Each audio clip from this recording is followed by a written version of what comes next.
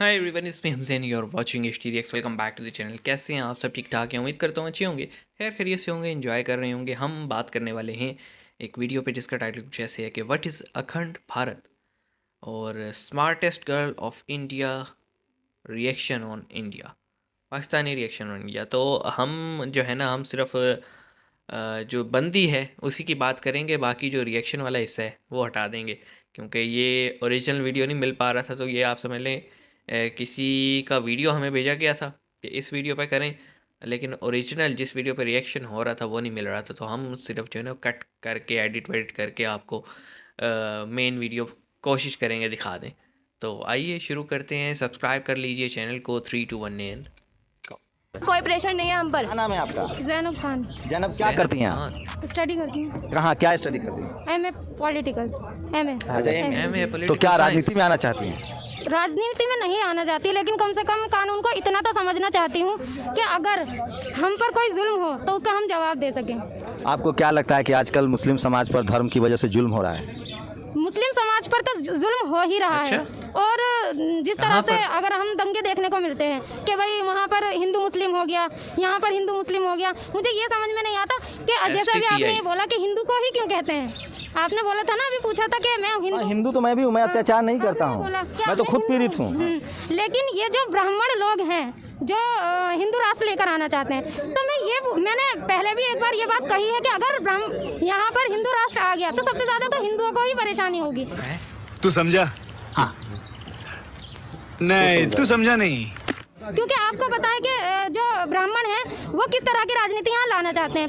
अभी हम हिंदू मुस्लिम नहीं करते हैं, लेकिन जब दंगे होते हैं सबसे पहले मीडिया ही बोलती है कि फला जगह पे हिंदू मुस्लिम हो गई। मीडिया, आपको पता है इस देश में कौन चला रहा है? जाहिर सी बात है, जो यहाँ के प्रधानमंत्री है वही चलाएंगे। अच्छा, एक बात जैनब, पहले अपने बारे में बताइए, क्या लगता है आप लोगों की जो मुस्लिम कम्युनिटी है, जो मुस्लिम महिलाएं हैं, उनको मुकम्मल आज़ादी है घर में? क्योंकि वो लोग कह रहे हैं कि मुसलमान बहुत कंजर्वेटिव हैं, वो अपनी महिलाओं को अधिकार नहीं दे रहे हैं। सुन तो लीजिए, जबकि मैं पैगंबर साहब को मानता हूं, उनके विचारों को मानता हूं। उन्होंने कहा था कि मुस्लिम महिलाओं को तिजारत करना चाहिए, व्यापार करना चाहिए, पढ़ाई लिखाई करना चाहिए। क्या वो प्रैक्टिकल में आज जो मुस्लिम धर्मगुरु हैं या जो मुस्लिम फैमिली है इस प्रैक्टिस को मान रहे हैं? जी देखिए, मैं आपको एक बात बताती हूँ, हम बात करेंगे किसी भी धर्म के बारे में बात करने से पहले हमें उसकी कंप्लीट नॉलेज लेनी चाहिए। ठीक है, समझ गया। है ना। और दूसरी चीज़ ये है कि कोई भी धर्म का इंसान क्यों ना हो, हिंदू हो मुस्लिम हो कोई भी क्यों ना हो, जिस वक्त में जैसे शराब को ले लीजिए आप, शराब हराम है लेकिन सभी पीते हैं, एक मुस्लिम भी पीता है। तो बात यहाँ किसी मुस्लिम में, किसी धर्म में, किसी कानून की नहीं है, बात यहाँ है मानने की। अगर मतलब सब जगह भारत में महिलाओं की हालत वैसी ही है, खराब ही नहीं है हालत खराब। अभी आप ये बताइए, मैं एक मुस्लिम घराने की लड़की हूँ, लेकिन देखिए मैं यहाँ प्रोटेस्ट में भी आई हूँ, मेरी एजुकेशन भी देख लीजिए, मैं तो नहीं हूँ। अभी एक घटना हुई हाल में हैदराबाद में, एक मुस्लिम लड़की से एक शेड्यूल कास्ट लड़के ने शादी कर ली। इस देश में SC ST OBC constitutional terms इस्तेमाल कर रहा हूँ, सवर्ण समाज के लोग हत्या करते आ रहे हैं। ये पहला मामला था जब मुस्लिम समाज ने एक दलित युवक की हत्या कर दी। इसको कैसे देखती हैं आप? देखिए, बात तो लोगों के सोच की है। सबसे पहली चीज़ तो ये है कि आपकी क्या राय है? क्या कोई शादी दूसरे जाति में या दूसरे धर्म में करे तो उसको मार देना चाहिए? नहीं, मारना नहीं चाहिए, लेकिन हमारे धर्म में ऐसे शादी हो ही नहीं सकती। कॉन्स्टिट्यूशन तो लेकिन मना ही नहीं करता है, भारत का संविधान नहीं मना करता, लेकिन कॉन्स्टिट्यूशन जिस वक्त में था तो उस कॉन्स्टिट्यूशन ये तो नहीं कहेगा ना कि हम अपना पर्सनल लो ना माने। नहीं, वो मैं नहीं कह रहा हूँ। कॉन्स्टिट्यूशन कहता है कि कोई भी आदमी जाति और धर्म से अलग शादी कर सकता है। कोर्ट मैरिज कोर्ट एक्सेप्ट कर सकती है, बट बस हवा निकल गई। ओके, तो ये एक बंदी थी जिसका इंटरव्यू था। हम इनके 3 सवाल थे, उनका बात 1 बाय 1 करते हैं। फर्स्ट वन तो मेरा खुद का एक क्वेश्चन है कि SDPI क्या है? ठीक है, ये पोस्टर जिनके पकड़ के खड़ी थी, ये कौन सी, क्या इनका मोटिव क्या है सोसाइटी का? अच्छा, दूसरा जो है ना, मैं बात करूँगा वो ये कि पैगंबर जो हैं हजूर पाक, उन्होंने बहुत सारी बातें कही हैं, बहुत सारी मतलब अहादीस हैं। और अब आप ये देखें ना, अहादीस जो थी वो पहले लोग करते थे वर्बल याद, ठीक है, वर्बल ज़बानी याद कर लेते थे। 200-250 साल बाद जाके उन्हें किताब की फॉर्म में लिखना शुरू किया गया, और उस वक्त उसमें कुछ चीज़ों की एडिशन भी हुई है, आपको पता है, कुछ ओरिजिनल चीज़ें निकाली भी गई हैं। तो आज जो हमें हदीस मिलती हैं, इस वजह से उनकी ना 8-9 कैटेगरीज़ हैं हदीसों की। जो सबसे कॉमन हदीस की कैटेगरी होती है वो होती है सही हदीस और ज़ईफ़ हदीस, ठीक है। ज़ईफ़ हदीस का ये होता है कि भाई मतलब जो रावी होते हैं ना, जिसके मुतल्लिक जो सुना रहा होता है हदीस के हजूर ने ऐसे कहा था, उसके बारे में डाउट होता है कि ये पता नहीं है कि नहीं, इसकी सनद चेक की जाती है, यानी उसको किसने बताई, वो फिर उससे ऊपर किसने बताई, फिर उससे ऊपर पूरा है ना शजरा, आप कह लें कि ट्री बनाया जाता है कि ये किस हदीस किसने सुनी थी, उसने आगे किसको बताई, किससे बताई, यहाँ तक कैसे पहुँची। तो इसमें बहुत सारी चीज़ें ऐसी हैं जो कि आप पढ़ेंगे तो आप कहेंगे यार वाह, इस्लाम तो बड़ा जो है ना ओपन माइंडेड वाला रिलीजन है। और कुछ हदीसें ऐसी हैं जिसको आप पढ़ के कहेंगे ये तो बहुत कंजर्वेटिव है, और इन्होंने तो ऑर्थोडॉक्स को भी पीछे छोड़ दिए। मतलब इस तरह का मामला है, आपको दो ऑपोजिट पोल्स नज़र आती हैं। अब हुआ क्या है कि इस्लाम में ना जितने भी अभी तक फ़िरके हैं, उन्होंने सेलेक्टिव चीज़ें पकड़ ली हैं। अगर आप तालिबान की बात करें, वो सिर्फ़ आपको वही चीज़ें सुनाएँगे जिसमें लिखा हुआ है सबको मार दो, ये कर दो, वो कर दो, जो तुम्हारी ना माने उसे भी मार दो। और अगर आप बाकी सबको देखेंगे जो कि ज़रा आप लिबरल ब्रांच कह लें इस्लाम की, वो बातें करती है जो कि कहती है सबको जीने का हक़ है। अब मैं आपको सही बात बताऊँ, इस्लाम ने कभी नहीं कहा कि जनाब ज़बरदस्ती किसी को इस्लाम पे लाओ, आपका मन है कर लो।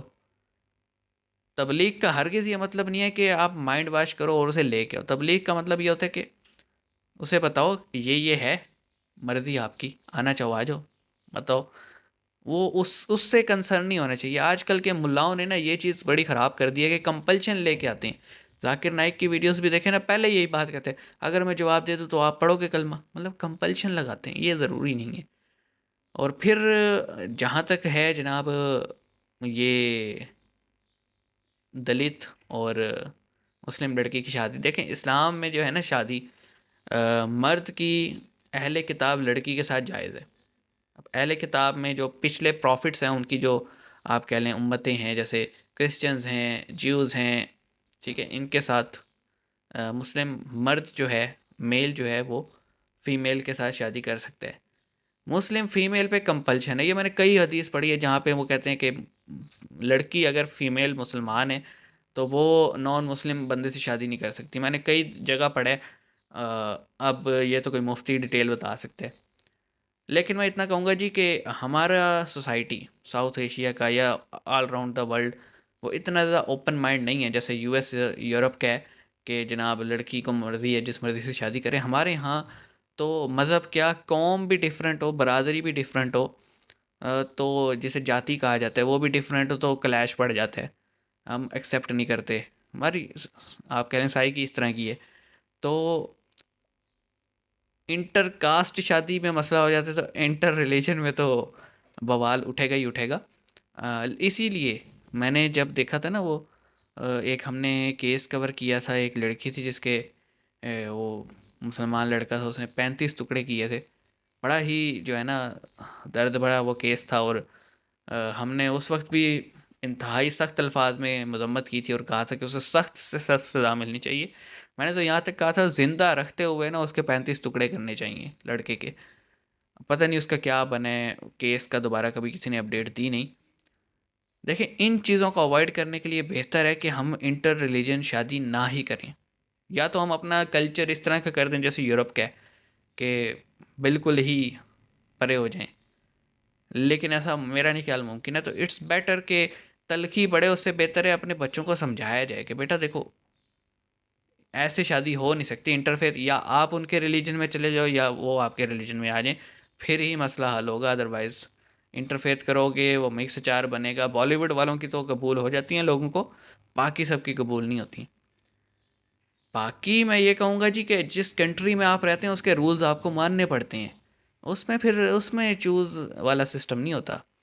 जैसे मैंने कहा ना कि कोर्ट मैरिज जो है वो तो एक्सेप्टेबल है, मुल्क की कानून के लिहाज से तो इंटरफेथ शादी काबिल कबूल होगी, लेकिन पर्सनल व्यूज़ में आके गड़बड़ होती है, और बेसिकली दुश्मनियाँ पर्सनल व्यूज़ से ही बनती हैं, ना कि मुल्क की कानून की वजह से।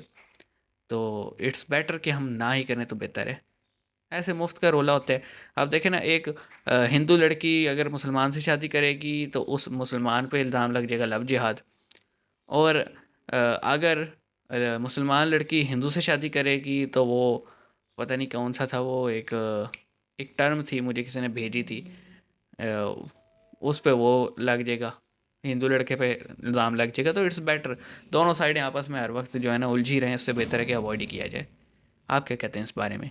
कमेंट सेक्शन में बताइएगा। मिलेंगे नेक्स्ट वीडियो में, अपना ख्याल रखिएगा। सी यू गाइस।